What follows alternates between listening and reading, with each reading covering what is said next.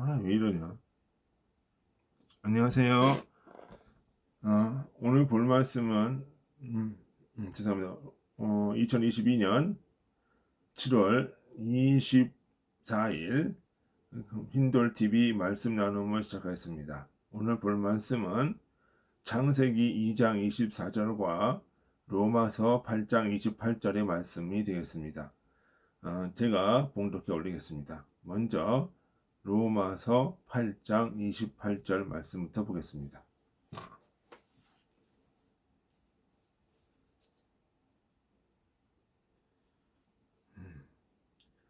우리가 알거니와 하나님은 사랑하는 자, 곧 그의 뜻대로 부르심을 입은 자들에게는 모든 것이 합력하여 선을 이루느니라 라고 했고요. 창세기 2장 24절 봉독해 올리겠습니다. 이러므로 남자가 부모를 떠나 아내와 합하여 둘이 한 몸을 이룰지니라, 이렇게 기록하고 있습니다. 제목을 우리가 분리와 합력으로 생각해 보았습니다. 왜 이렇게 분리와 합력으로 했냐면, 이 분리와 합력을 이해하지 못하면 성서를 이해하는 데 있어서 많은 문제가 생기게 됩니다. 그리고 이것이 분리와 합력이 서구의 근대 사회와 자유민주주의 사회를 창조해내는 하나의 철학적, 신학적 동력이 되기도 했습니다. 우리가 서양 철학과 기독교를 이해하는 데 있어서 가장 중요한 것은 바로 이런 분리와 연합입니다. 이것을 이해하지 못하면 성서를 이해한다고 할 수가 없습니다. 우리가 누리고 있는 모든 자유민주주의의 기본 원리도 여기에서 나옵니다. 성서에서 나오는 아담과 하와의 분리는 바로 남성과 여성의 분리고 진리와 감각의 분리입니다. 이것은 또한 합력해서 선을 이루는 존재, 각자 개별적으로 존재하지만 그것은 어떤 그 상호 유기적인 관계를 가지고 합력하면서 선을 이루는 존재라는 거죠. 성서에서 남성은 진리를 의미하고 여성은 진리를 드러내는 존재입니다. 주님은 신랑으로 교회를 신부로 묘사하는 이유도 바로 그와 같이 있습니다. 그래서 교회와 주님의 관계를 신랑과 신부의 혼인 관계라고 묘사를 하는 것도 바로 그런 겁니다. 진리와 감각, 이성과 감각은 바로 무엇을 위해서 존재해야 된다? 선을 위해서 존재해야 된다. 유기적인 관계를 가지고 선을 위해서 존재해야 된다. 목적이 선이다. 그래서 무엇이다? 서로 결혼의 관계, 혼인의 관계를 맺었다. 한 몸이다. 이렇게 얘기를 하는 거죠. 그래서 아담과 하와가 지금 여기서 보는 것처럼 한 몸을 이루는 그 존재다. 아담은 진리를 의미하고 하와는 감각을 이루지만 그것이 선을 이루는 공동의 목표를 가졌기 때문에 하나의 존재다. 이렇게 얘기합니다. 성서에서 남성은 진리를 이뤄내는 존재. 그 혼인 관계를 이렇게 나타나는 거죠. 그러니까 혼인을 했다는 것은 목적이 합했다는 거예요. 그러니까 이 보이는 모든 결혼의 모든 이 풍습과 제도 모든 것은 무엇이다? 영적인 혼인 관계를 통해서 선을 드러낸 진리로 향해서 가는 거다. 선을 향해서 가는 거다. 이렇게 얘기한다. 바울에게 있어서 이것은 영과 육체의 분리로 나타나죠. 육체, 하나님은 영이시다, 진리시다. 또 육체, 교회는 육체고 그 외의 모든 것은 감각이고, 진리와 감각, 이성과 감각이 하나가 됐을 때 이것이 무엇이다? 선으로 이루어진다. 선으로 가야 된다. 너무 감각에만 치우치면 안 된다는 거예요. 육에 치우치면 안 된다는 거예요. 육은 바로 무엇에 따라가야 된다? 영을 따라가야 된다. 이렇게 되는 거죠. 그리고 또 영은, 영적인 것은 바로 뭐예요? 육체를 통해서, 감각을 통해서 드러나야 된다. 이러한 상호 의존적인 관계가 형성이 된다.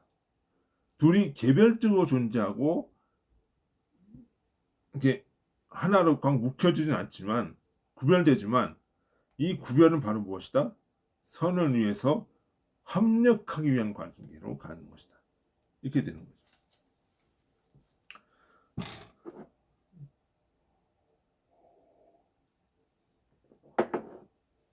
그러니까 영과 육은 분리되지만 선을 향해서 하나가 되어야 된다. 이것이 바로 무엇이다? 신행일치의 삶이다. 이거죠. 그러니까 우리의 영과 감각, 육체가 바로 무엇이다? 진리를 드러내는 도구로서 쓰여져야 된다. 그러니까 그런 의미로 우리의 믿음은 진리를 드러내는 것이요. 신행일치의 삶을 살 때 참된 믿음이라고 할 수가 있다. 이러한 분리는 신앙과 이성의 분리로 나타나요. 그러니까 이걸 잘 이해를 하셔야 돼요. 이걸 잘 모르면 엉뚱한 소리예요. 그러니까 우리가 배우는 모든 교리와 종교적인 관습은 바로 무엇에 통제를 받아야 돼요? 이성의 질문과 비판으로 수시로 우리가 성찰해 봐야 되는 거예요. 그러니까 우리의 교리라고 해서 절대적으로 보는 게 아니에요. 그죠? 그러니까 로마 카톨릭의 교리가 이성으로 안 맞으니까 어떻게 해요? 이거를 깨고 나오면서 종교개혁의 교리가 나오는 거죠. 그죠? 그러면 그러니까 그러면 우리가 그러니까 그 초대교회도 뭐야? 어떤 신앙이든지 바로 뭐야? 교부 철학자들이 이성을 써 이걸 뒷받침해 준 거야. 이거를 신앙을 그렇게 해서 형성이 된 것이 바로 기독교 교리고 이것이 또 나중에 잘못되었을 때 지나치게 신앙 중심으로 되었을 때 이성을 폄하하고 신앙 중심으로 되었을 때 나중에 보면 뭐예요?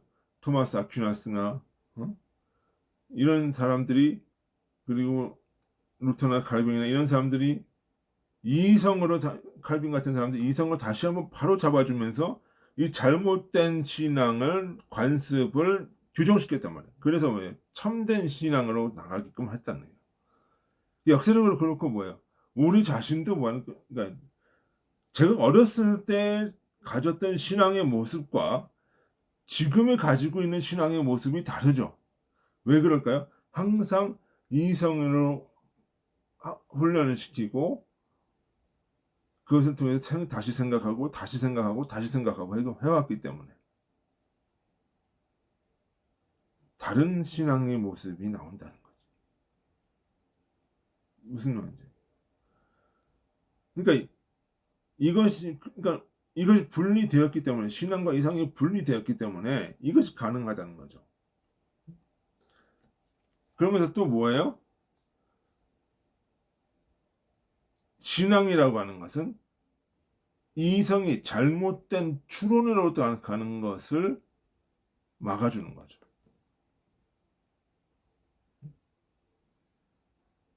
그러니까 이성이라는 것이 탐욕의 노예가 되어버리면 자기 합리화를 시켜버려요. 그러니까 우리가 히틀러에게도 괴벨스라고 하는 아주 머리 좋은 사람이 있었죠. 그리고 히틀러에게도 하이데거라고 하는 철학자가 있었어요.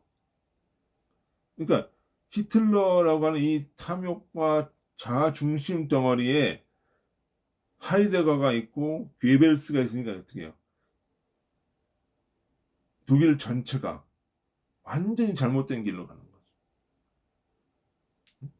거기 어떻게 참신앙이라는 사람들이 있으면 어떻게 돼요? 그것을 막는 거지. 야, 이성이 그게 중요한 것이 아니라 이렇게 이성 가면 안 돼. 너 중심의 이성, 너를 합리화시키는 그런 이성으로 가는 것이 아니라 이성은 하나님 사랑과 이웃 사랑의 원리로 가야 되는 거야. 라고 신앙이 얘기를 하는 거야.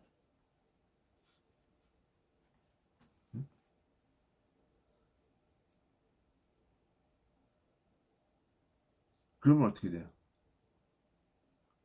신앙과 이성이 합하여서 더 큰 진리를 깨닫게 되고 더 큰 선으로, 더 높은 선으로 가게끔 만드는 거예요. 이것이 신앙과 이성이 분리되면서 상호 견제하는 거죠. 상호 견제. 상호 견제되고 그 가운데서 공동의 그 선을 창출해내는 거죠.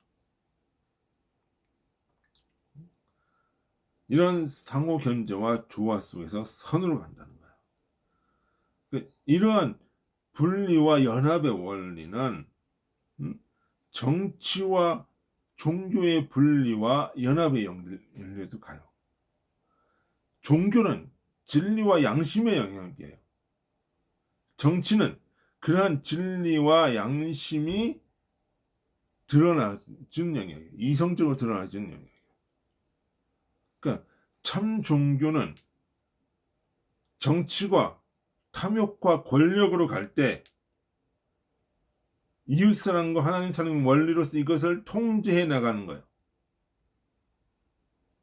양심으로 통제해 나가는 거예요. 그러니까 종교가 잘못된 교리로 갔을 때, 교리로 공공성을 해칠 때는 어떻게 돼요?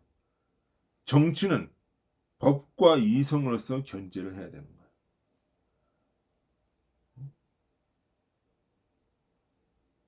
법과 이성으로서.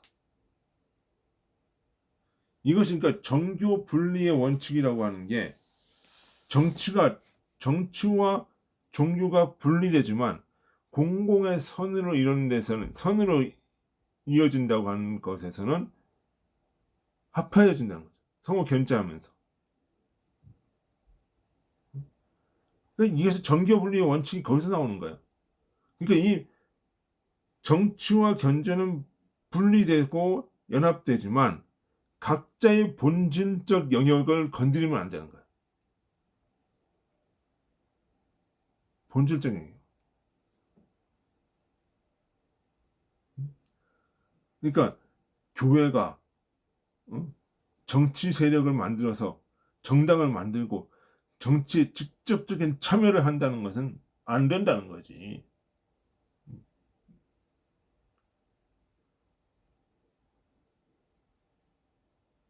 안 된다는 거예요. 교회 안에서 정치 권력을 비판하고 정치 권력에게 양심을 깨워주고 이렇게 하는 걸 할 수가 있지만 교회 자체가 정당을 만들어서 정치의 직접적인 경역을 첨언한다는 것은 정교분리 원칙의 위반이라 이거예요. 그러니까 지금 제가 그 정광훈 목사님을 이 과거의 그 정권을 교체시키는 데는 도움이 됐지만 지금 제가 걱정하는 부분은 바로 그거라는 거죠. 교회에서 정치 얘기할 수 있어요. 왜? 정치가 탐욕으로 갔을 때 종교는 양심으로 그걸 얘기를 해야 되니까. 탐욕이다라고 얘기를 해야 되니까. 하지만 이것이 도를 넘어서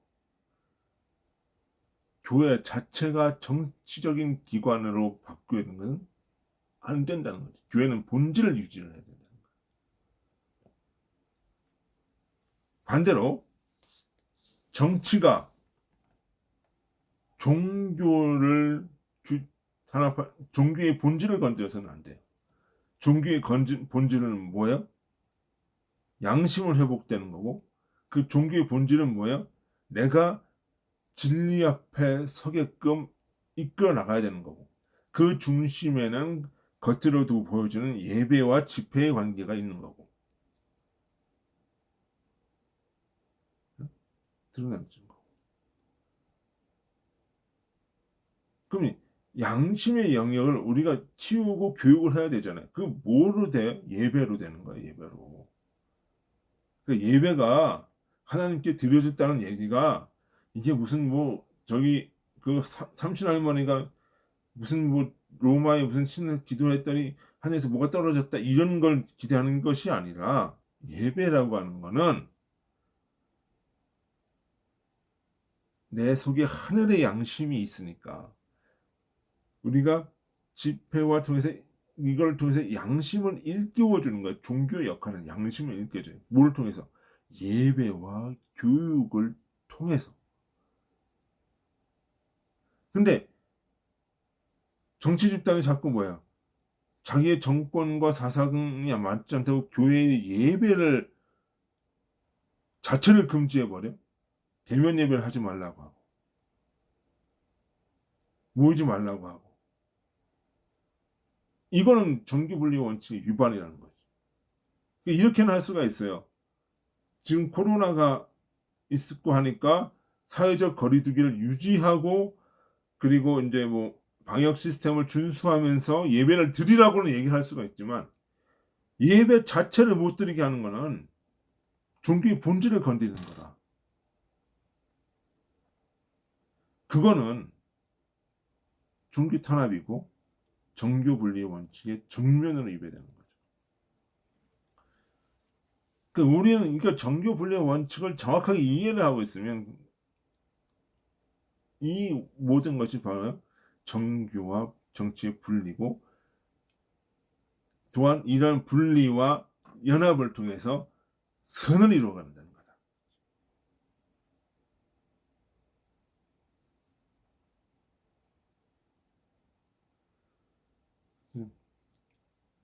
그리고 이것은 개인과 공동체, 개인과 정부의 분리로 나타난다. 국가와 공동체는 공공의 선과 이익을 추구하는 공적인 영역이에요. 공적인 영역. 그러므로 그 과정에서 이 공적인 영역만 있다 보면 개인이 희생되는 전체주의적 요소가 발생이 돼요.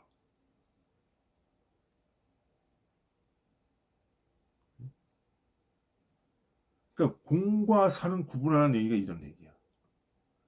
공적인 영역과 사적인 영역이 구분돼야 된다.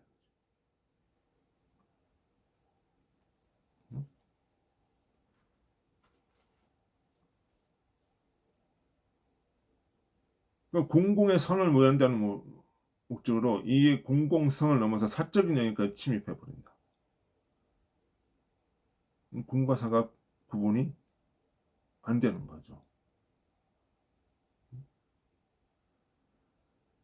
이 공공성만 있다 보면 전체주의로 가요. 그렇지만 이 전체주의를 깨는 것은 무엇이다?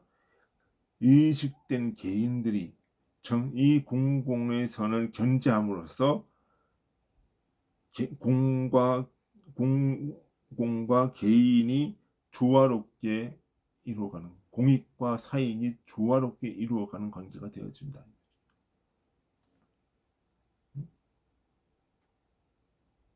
그래서 우리가 법칙에도 보면 뭐예요? 민법이 있고 형법이 있죠. 형법은 뭐야? 공공성에 관한 거. 사람이 사람을 향해서 사기를 치고 이러면 이 공동체가 무너진단 말이지. 그러니까 이건 형법을 다루는 거야. 그렇지만 개인과 개인의 관계, 어떤 단순한 경제적인 관계, 이런 거는 뭐야? 사적인 영역이니까. 사적인 영역이니까 이건 민법을 다루는 거야. 이런 그래서 뭐야? 형사들이 민사에 개입하는 거는 절대로 금지하는 거야.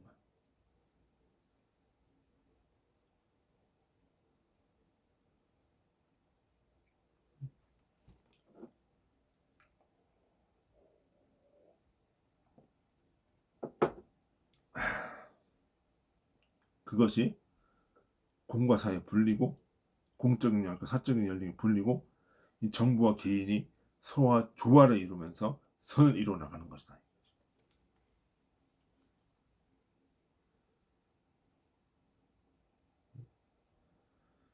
이런 개인은,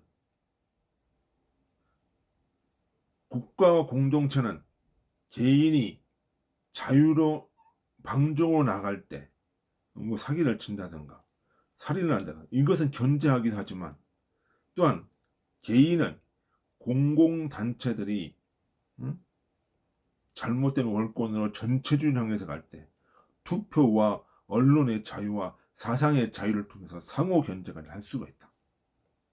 이러면서 공공과 공익과 사익이 조화를 이루어 나간다. 이건 민주주의 원칙이에요.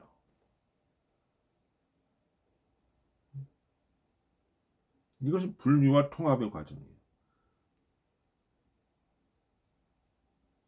이러한 분리와 통합, 견제와 균형의 원리가 바로 선을 이루어낸다. 이러한 원리에서 국가와 개인과 국가는 분리 연합해야 되고, 신앙과 이성은 분리 연합해야 되며, 정치와 종교는 분리 연합해야 된다. 남성과 여성도 연합돼야 된다. 여기에 제3의 성이라는 건 있을 수가 없다. 성적 소수자의 힘을. 왜? 진리와 감각, 진리가 드러나야 되는데, 남자와 여성, 남성이 진리가 되고 여성은 진리를 드러내주는 존재가 되는데 제3의 성이 있다? 이건 그 관계가 완전히 깨지는 거죠. 그러니까 성적 소수자의 문제가 영적으로 문제가 되는 거예요. 교회사에.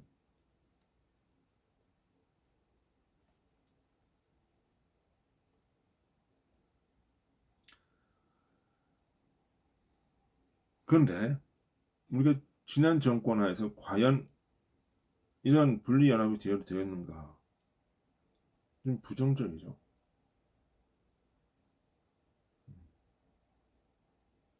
정부가 개인의 삶을 책임진다고 해서 지나친 복지 정책을 쳤다. 그럼 뭐야? 개인이 있어요, 없어요? 그 개인은 공공만을 바라보고 따라가게 되는 거야. 개인의 존재가 없어지는 거야, 그거는.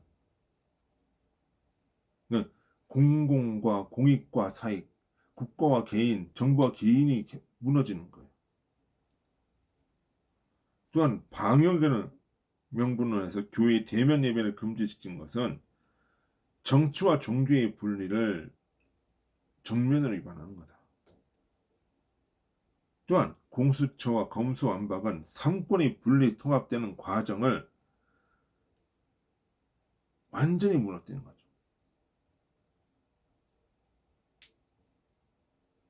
결국은 우리 기독교가 교회가 서구 사회가 교회를 통해서 이 성서를 통해서 분리와 통합의 원리라고 하는 이 사상을 통해서 이 원리를 통해서 서양의 모든 민주주의 제도와 법치와 근간을 다 만들어 놨는데 이 성적인 소수자 문제라든가 이런 것들을 지난 정권에서 부각시키면서 어떻게 돼요?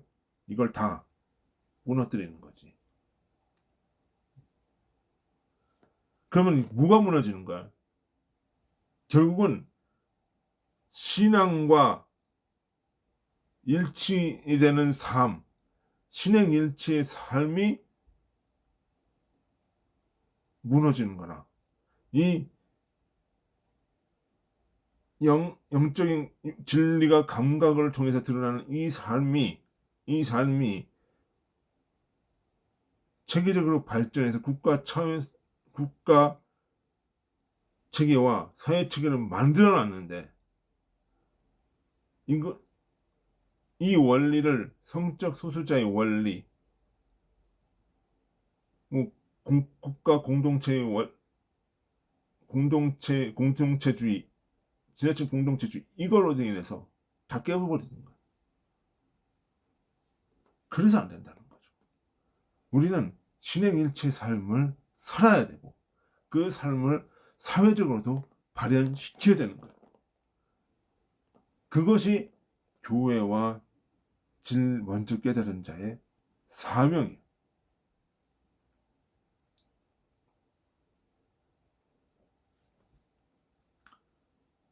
이 원리를 우리가 지켜나갈 때 우리가 우리의 삶도 우리 속에 있는 천국도 더 커져나가게 되는 것입니다. 다 같이 기도하시겠습니다.